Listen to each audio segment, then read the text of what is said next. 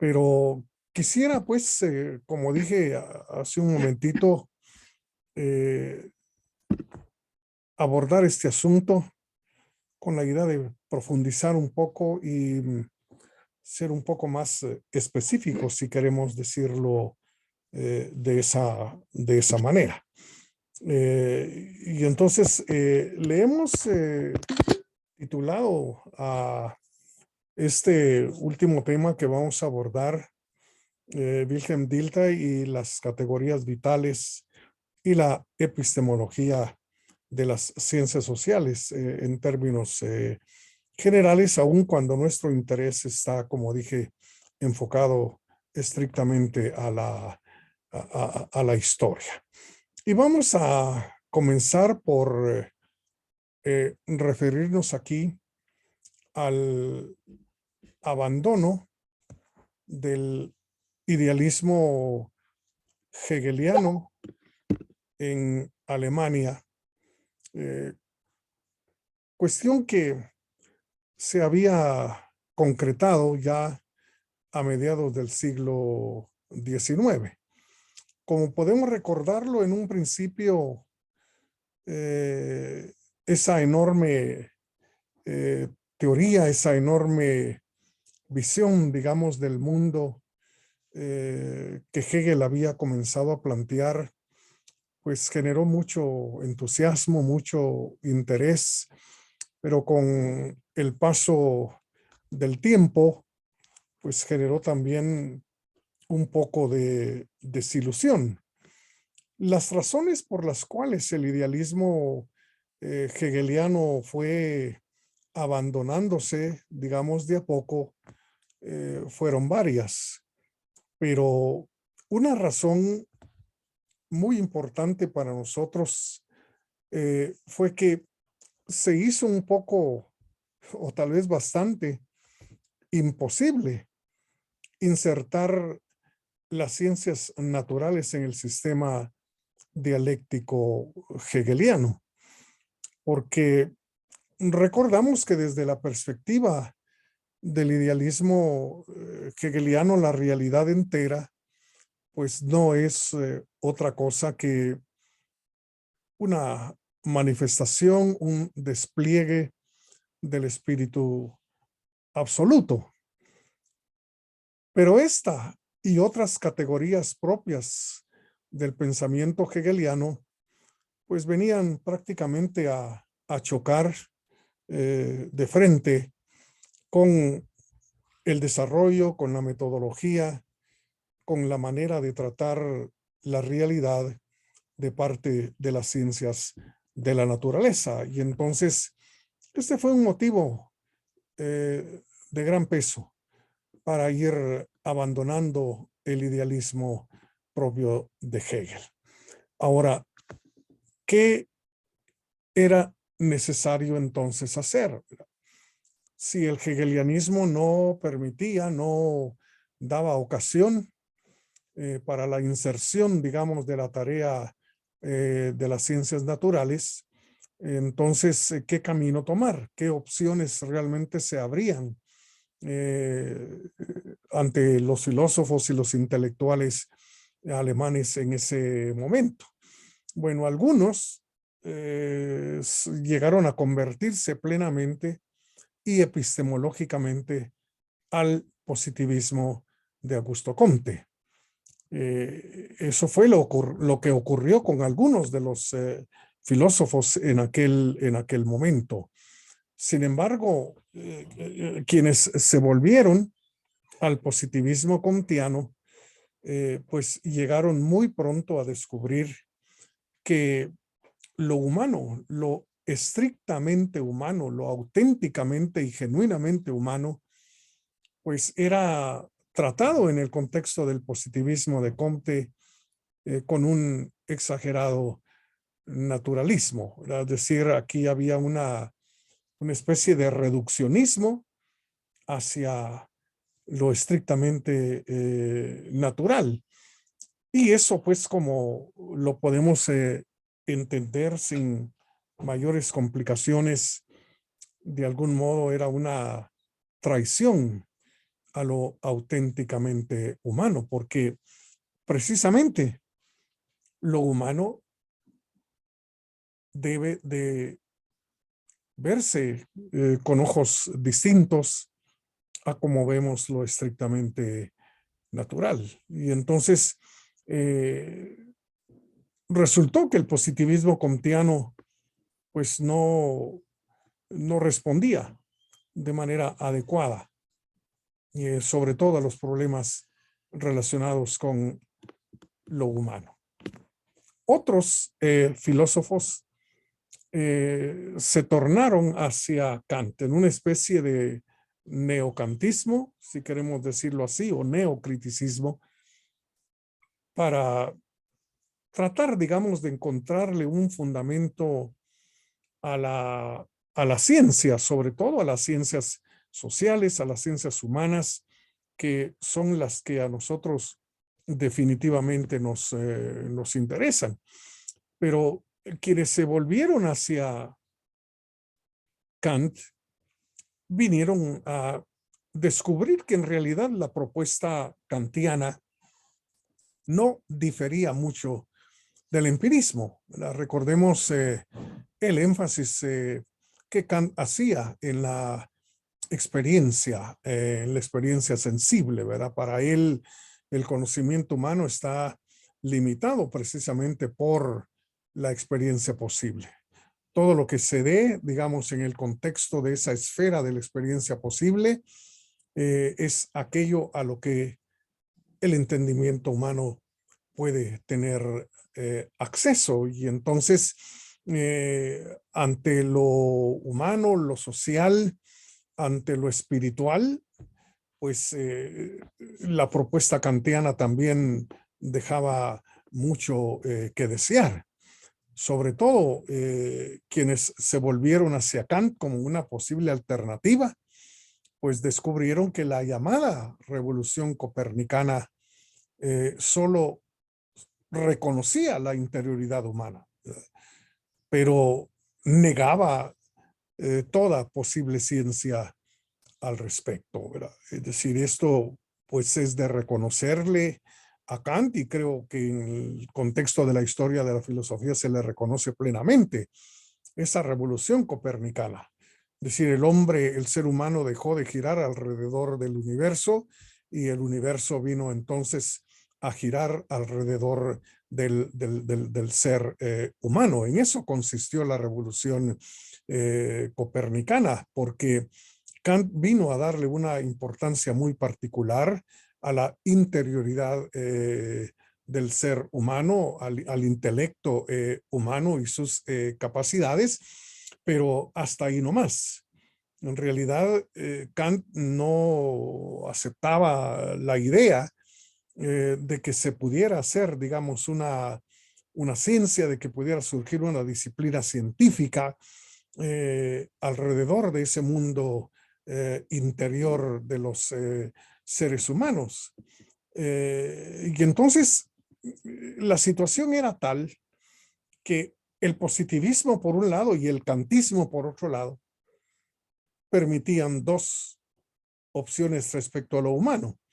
Y aquí lo humano realmente tiene que ver con el derecho, con la historia, con la literatura, con el arte, con el lenguaje, la religión, etcétera, etcétera. Entonces, respecto a estos temas, tanto el positivismo como el kantismo señalaban por un lado el tratar todo eso de la misma manera que se trata la naturaleza, lo cual pues prácticamente era algo rotundamente equivocado, ¿verdad? Porque no se va a tratar, digamos, el mundo físico, las cosas estrictamente físicas del universo, de la misma manera que tratamos el derecho y la historia, y viceversa, ¿verdad? Si no se puede tratar el derecho, la literatura, el arte, de la misma forma como se tratan los objetos puramente materiales del mundo, o reducirlo, digamos, todo eso a cuestiones estrictamente naturales. O La otra posibilidad era renunciar completamente al conocimiento científico de todo lo humano. Es decir, llegar al punto en el que la ciencia solo tiene que ver con lo físico, pero no se puede elaborar un discurso con carácter científico en torno al lenguaje, en torno a la literatura, a lo que es estrictamente humano. Esas dos opciones se presentaban en el momento en el que Dilthey viene a realizar, a efectuar su trabajo intelectual. Y entonces le corresponde realmente a Dilthey, le tocó a Dilthey llegar a desarrollar un modelo epistemológico alternativo para las ciencias de lo humano, es decir, para las Geisteswissenschaften, o sea, las ciencias del espíritu, como él les denominó. Y es precisamente este modelo epistemológico para las ciencias de lo humano, de lo social, de lo espiritual, lo que nos interesa en esta exposición, ¿verdad? Que de una vez advierto, no vamos a terminarla hoy, pero es realmente lo que tenemos en mente con esta exposición, ¿no? Entonces, ¿en qué consiste ese modelo?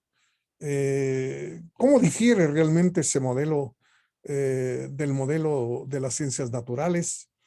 Su metodología, en fin, bueno, es lo que queremos profundizar, porque esta temática, como lo advertí al principio, pues de algún modo la tocamos hace ya algunas semanas. Ahora, Dilthey comienza por reconocer que el conocimiento en términos generales que los seres humanos pretendemos tener acerca de la realidad, pues no requiere de fundamentos de carácter metafísico, ¿verdad? Lo cual de algún modo pues era pagar tributo al pensamiento kantiano, porque si algo hizo precisamente Kant fue dejar en claro que el conocimiento, si va a ser un conocimiento de carácter científico, pues no requiere de una fundamentación metafísica y por lo tanto, en el momento en que Dilthey está tratando realmente de hacer una propuesta epistemológica sobre la historia y sobre las ciencias sociales en general, pues sigue en ese sentido a Kant. No son necesarios los fundamentos metafísicos, ¿sí? Para nada. Y entonces, en ese sentido, no pone Dilthey en peligro la conquista científica que tardó tanto tiempo en llegar, ¿verdad? Si recordamos que eso fue lo que se llevó a cabo en el siglo XVII, cuando empezó la revolución científica con la física. Y entonces, después de haber tardado tanto tiempo en llegar a esta manera de tratar el mundo, de tratar la realidad, pues Dilthey no iba, digamos, a poner en riesgo ese carácter no metafísico del conocimiento científico. Pero también Dilthey se propone eh, pues efectuar una propuesta epistemológica que vaya por un lado en contra del positivismo y por otro lado en contra del mismo criticismo kantiano.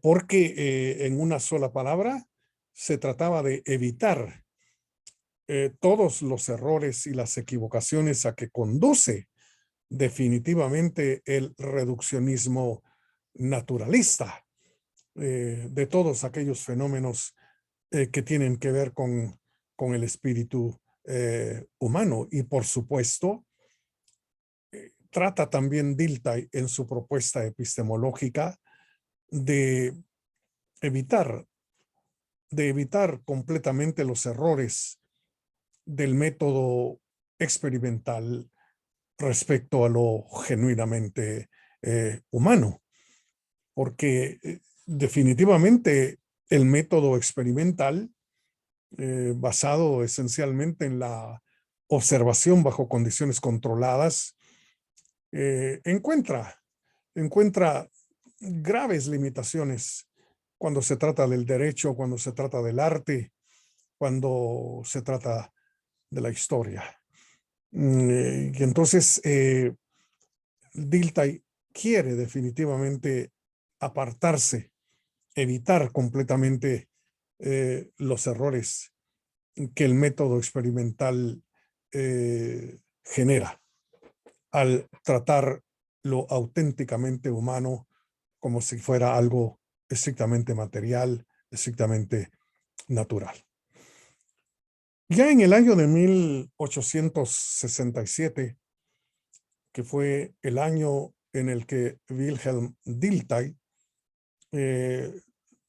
llegó a la Universidad de Basilea, cuando pronuncia su discurso de toma de posesión ese año, deja en claro a lo largo y ancho de esa exposición que su generación, según él, su generación, tiene el desafío, el encargo ineludible de solucionar la cuestión del fundamento empírico de una ciencia sobre el espíritu humano y sus manifestaciones. Bueno, entre paréntesis hay que recordar que la presencia de Dilthey en la Universidad de Basilea fue muy corta, duró escasamente un periodo, nada más antes de trasladarse a la Universidad de Berlín. Pero en su discurso demostró pues esa preocupación que venía teniendo desde hacía un buen tiempo. Cómo separar las llamadas ciencias del espíritu de las ciencias naturales, cómo enfrentar el problema del método en las ciencias humanas, a diferencia de la metodología propia de las ciencias naturales.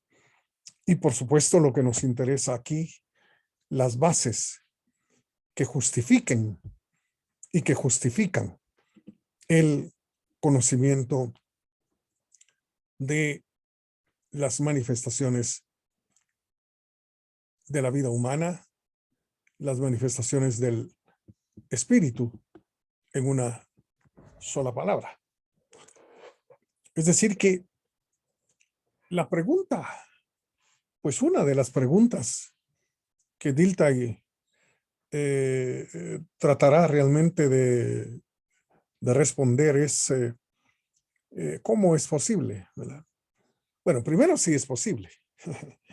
Y luego, ¿cómo es posible alcanzar un conocimiento cierto de los eventos históricos, tal que permita sistematizarlos de manera científica? Es decir, ¿cómo es posible eso? O dicho en términos kantianos, la pregunta se puede traducir de la siguiente manera: ¿cuáles son las condiciones de posibilidad del conocimiento histórico? Es decir, ¿tenemos realmente esa posibilidad? de tener un conocimiento científico, digamos, de la historia, del pasado, de lo acontecido en el pasado y cuáles, por supuesto, son las condiciones que hacen posible ese conocimiento. Bueno, yo tengo aquí conmigo esta obra que creo que ya hemos mencionado en algún momento en las semanas anteriores, este texto de don José Ortega y Gasset, que lleva como título Kant, Hegel, Dilthey, ¿verdad?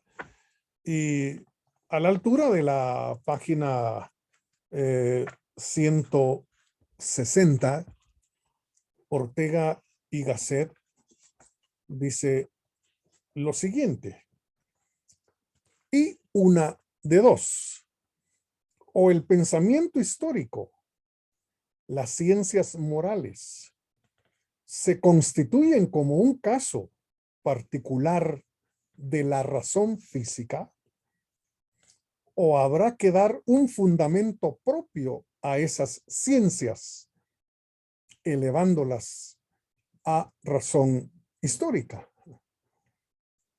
Lo primero es intentado por el positivismo francés e inglés. Comte, Stuart Mill, Spencer, etc. Lo segundo será la empresa genial de Dilthey.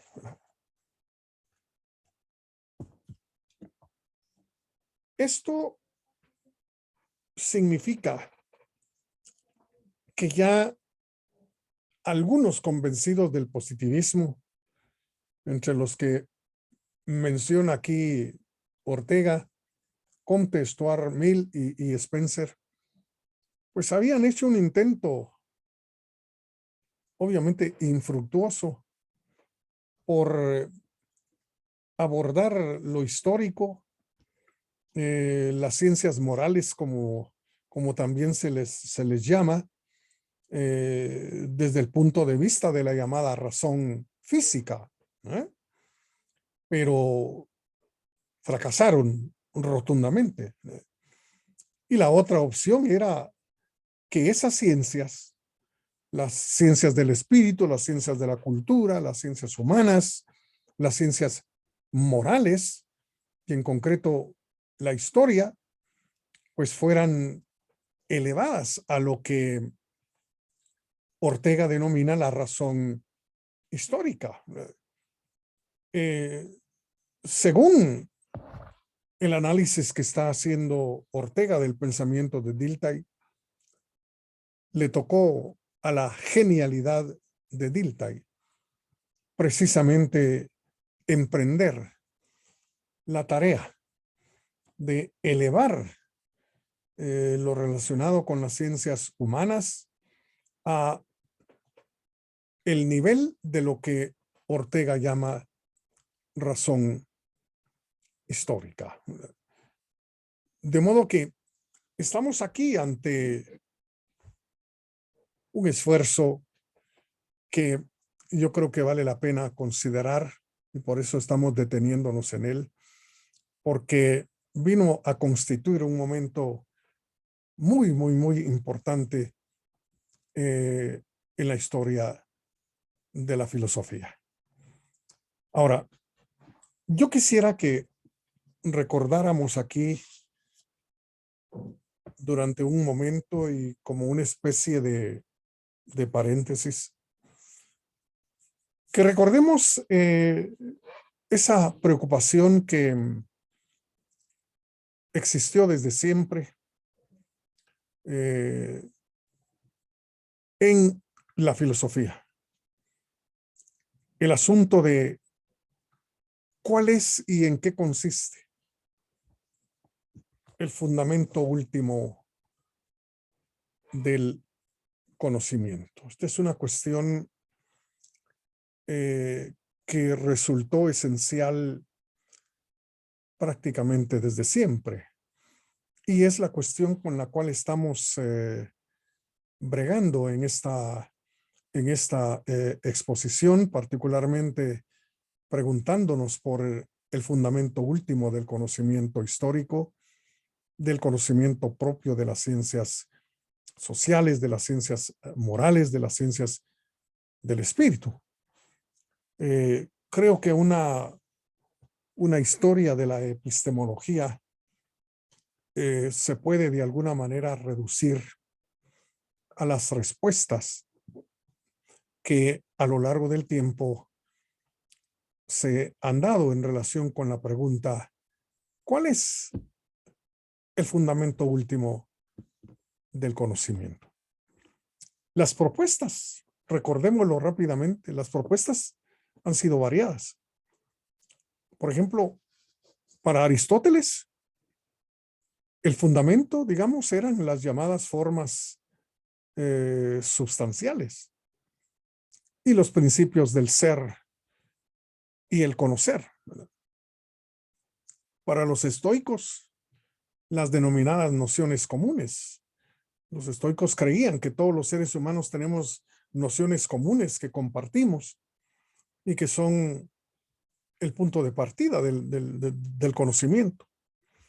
Para Descartes eran las ideas simples, ¿verdad? Recordemos que Descartes reconocía tres tipos de ideas, ¿verdad? Pero para él las esenciales eran las llamadas ideas simples, o las ideas que ya trae realmente el intelecto humano consigo, ¿verdad? A partir, digamos, de esas ideas, según Descartes, es que se puede construir el conocimiento que tenemos de la realidad. Ahora, Leibniz, pues, llegó a pensar que eran los principios de identidad y el principio de razón suficiente la base de todo conocimiento. Es decir, a lo largo de la historia de la filosofía, la pregunta de cuál es el fundamento último del conocimiento, pues ha tenido, como lo hemos mencionado rápidamente, diversas respuestas. Ahora, tanto Aristóteles como los estoicos, como Descartes, como Leibniz, como cualquier otro, pues sostenían que esos fundamentos últimos del conocimiento humano sobre los cuales se edifica y se construye el conocimiento que tenemos del mundo, pues eran auténticos principios. Y como principios, pues no era necesario justificarlos, se consideraban como axiomáticos, ¿verdad? Recordemos que un axioma es una verdad que no necesita demostración, pues, ¿verdad? Que eran realmente principios de carácter irreductible, es decir, no se podían reducir a otra cosa, porque si no, no eran principios, ¿verdad? Entonces, todo lo demás se construía encima de estos principios que no se justificaban y que venían a ser el apoyo y el fundamento de todo conocer, ¿verdad? Ahora Kant hizo suya la tarea, el enorme desafío de tratar de explicar, de justificar los principios del conocimiento. Es decir, según Kant, ¿cómo que los principios no van a tener una explicación, no van a tener una razón de ser?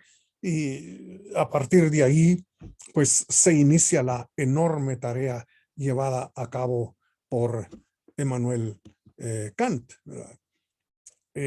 Es esta cuestión, es esta preocupación, ¿verdad?, de cómo se justifican los principios, las bases, los fundamentos del conocimiento, lo que él trata realmente al tratar de responder la pregunta de cómo son posibles los juicios sintéticos a priori, ¿sí? ¿Cómo son posibles los juicios sintéticos a priori? Esa pregunta, insisto, no es otra pregunta más que cuáles son los principios del conocimiento. En este caso, del conocimiento científico, por lo menos de la matemática y de la lógica, ¿sí? Bueno, esa fue realmente la enorme tarea de Kant, ¿verdad? Es decir, preguntarse por la posibilidad de los juicios científicos a priori es preguntarse cuáles son realmente los principios del conocimiento científico, ¿verdad? Ahora, según Kant, la respuesta a esa pregunta comienza por proponer que tales principios y fundamentos sobre los cuales descansa el conocimiento que tenemos del mundo, hay que buscarlos más allá de nuestra conciencia empírica, ¿verdad? Lejos de lo que percibimos en todo momento, ¿verdad? Si recordemos, pues, que la conciencia empírica no es otra cosa que el percatarse, que el darse cuenta de todo lo que hay, digamos, frente a nosotros, ¿sí? Pero el conocimiento, los fundamentos del conocimiento que tenemos acerca de todo lo que aparece frente a nosotros, es decir, en la esfera de la experiencia posible, pues bueno, son bases y son fundamentos que están más allá de esa capacidad de percatarnos y de darnos cuenta. Es decir, esos principios están, según Kant, en una supuesta conciencia trascendental que podríamos considerar completamente utópica, ¿eh? Es decir, no vamos a volver aquí sobre todo el trascendentalismo propio del pensamiento kantiano. Es decir, solo estamos mencionando así muy rápida y brevemente el que Kant haya propuesto, pues, que nuestro conocimiento de lo que es el mundo, de lo que hay en el mundo, bueno, se fundamenta en principios que están más allá de esa capacidad de percatarnos, en esa llamada conciencia trascendental. Ahora, en ese sentido, y siguiendo un poco a Ortega, bueno, Kant cayó en el denominado intelectualismo. Ahí hay una R que está de más. Kant cayó definitivamente en el intelectualismo, entendiendo aquí por intelectualismo la creencia de que el conocimiento, nuestro conocimiento de la realidad o del mundo es algo totalmente cerrado en sí mismo, que estamos ante una zona, digámoslo así, de la conciencia que es independiente y totalmente ajena a las demás. Ahora, hay que hacer justicia, digamos, a Kant. No es que Kant no haya tomado en cuenta la voluntad y los sentimientos, porque sí los tomó en cuenta. La voluntad, por ejemplo, ustedes recuerdan, la trata y le da importancia a Kant en su teoría ética, ¿verdad? Tanto en su crítica de la razón práctica como en la metafísica de las costumbres, Kant habla de la importancia de la voluntad, ¿verdad? Sí, de hecho, en la metafísica de las costumbres comienza diciendo que nada hay completamente bueno en este mundo ni fuera de este mundo, a no ser una buena voluntad, ¿verdad? Y la cuestión de los sentimientos, pues también tomó en cuenta los sentimientos Kant, sobre todo en su crítica del juicio. Sin embargo, lo que tenemos realmente que enfatizar aquí es que a pesar de haber tomado en cuenta la voluntad y también los sentimientos, el conocimiento lo mantuvo como una esfera completamente cerrada en sí misma, una esfera, digamos, de la conciencia, una zona de la conciencia que no tenía absolutamente nada que ver ni con la voluntad ni con los sentimientos. Entonces, ese es el puro intelectualismo, es decir, la idea de creer, pues, que el conocimiento es algo ajeno, totalmente independiente y aparte de las otras zonas, digámoslo así, de la conciencia en general de los seres humanos. Ahora, Dilthey se va a echar encima, sobre los hombros, una tarea que de algún modo es distante y totalmente diferente a la tarea que Kant llevó a cabo. Y voy a mencionar aquí dos cuestiones que integran esa propuesta dildeyana. A, que tenemos que tomar los hechos de la conciencia como siendo. Es decir, lo que percibimos, lo que vemos, lo que oímos, son hechos. Y no hay que brincar, digámoslo así, fuera de la conciencia ni buscar más allá de ella otra supuesta realidad, ¿verdad? Sí, que es de alguna manera lo que Kant está haciendo, aunque dejando en claro que no le interesa aquello que está más allá, digamos, de lo que estamos experienciando, para decirlo de alguna manera. ¿Sí? ¿Recuerdan la idea de Kant de que el fenómeno es todo lo que debemos de tener en cuenta y que la llamada cosa en sí, que está más allá de lo que nosotros percibimos, pues es algo a lo que no vamos a tener acceso? Sin embargo, a pesar de decir que es imposible el acceso, digamos, a aquello que está detrás del fenómeno, pues Kant está reconociendo así que hay algo detrás de los hechos de conciencia, y eso es lo que Dilthey definitivamente está poniendo aquí en tela de juicio y está rechazando. Sí, lo que tengo delante de mí es una máquina que se llama computadora. La percibo, la puedo tocar, la puedo ver, y este es un hecho. No tengo, dice Dilthey, por qué saltarme esa conciencia empírica para tratar de aterrizar en una supuesta realidad que está más allá.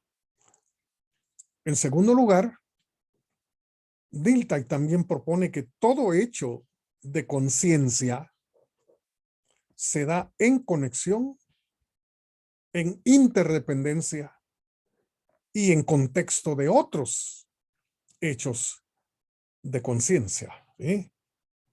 Esta es una cuestión también sumamente importante en la propuesta epistemológica que Dilthey nos está presentando. Entonces, debo tomar aquello que percibo como un hecho y debo tomar ese hecho no como algo independiente, como algo separado de las otras zonas, digamos, de mi conciencia, sino ver ese hecho en conexión, en interdependencia con las otras zonas, llamémoslo así, de mi conciencia.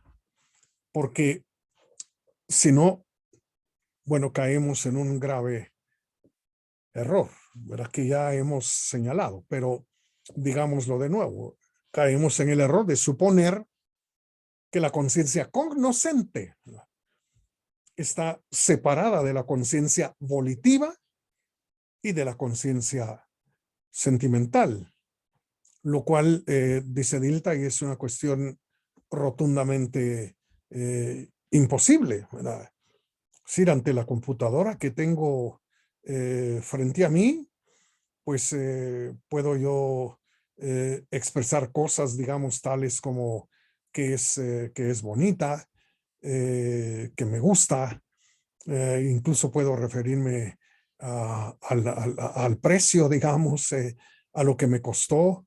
En fin, es decir, el hecho, digamos, de estar frente a la computadora y que la computadora esté frente a mí, pues no se puede separar de las otras zonas de la conciencia. O sea que, según Dilthey, el conocimiento no se explica por sí solo, sino en el contexto de la conciencia humana total. Para no caer en el intelectualismo, ¿sí? La conciencia humana total. Este es un concepto, digamos, muy propio del pensamiento diltheyano. La conciencia humana total. Y quiero terminar la exposición el día de hoy. Dejaremos pues algunas cuestiones pendientes para el próximo día ya a concretar la propuesta, digamos, epistemológica de Dilthey. Y voy a terminar con esta cita de la obra de José Ortega y Gasset que ya hemos mencionado, Kant, Hegel, Dilthey, que en su página 170, en una nota al pie de página, la número 2, dice José Ortega y Gasset: esta es la segunda discrepancia radical de Dilthey con Kant. Pero esta vez la discrepancia no le es común con los hombres de su tiempo, sino que es original suya y además le hace discrepar no solo de Kant, sino de casi toda la tradición filosófica que ha sido intelectualista. Estamos aquí ante, podríamos decir, la mención de lo que constituye el corazón de la propuesta epistemológica de Dilthey. El abandono del intelectualismo y una visión de la conciencia cuyos contenidos son hechos que no se pueden separar de la totalidad de la conciencia humana, ¿no? Sobre todo desde el punto de vista epistemológico.